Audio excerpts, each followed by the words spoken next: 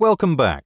In this video, we're making jelly donuts. Into the bowl of a stand mixer, 7 cups of bread flour, 1 packet of instant dry yeast, 3 large eggs, and a 1/4 cup of sugar. Start mixing on low speed. Pour in 1½ cups of warm milk, a little bit at a time. This should take about 2 minutes. Then add 2 sticks or 1 cup of unsalted butter at room temperature. Once a rough dough ball forms, add in 2 teaspoons of salt. Increase the speed to medium-high and continue mixing for another 12 to 15 minutes, or until the dough clears the bottom and sides of the bowl.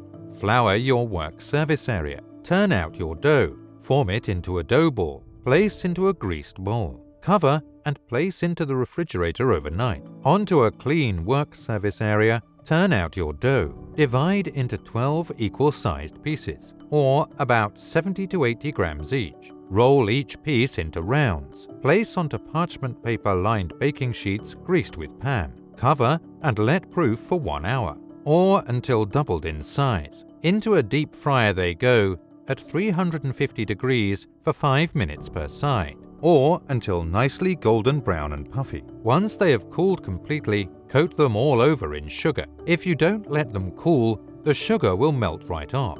Using a toothpick or chopstick, poke a small hole into the side of the donut. Wiggle it around a bit to open up the inside.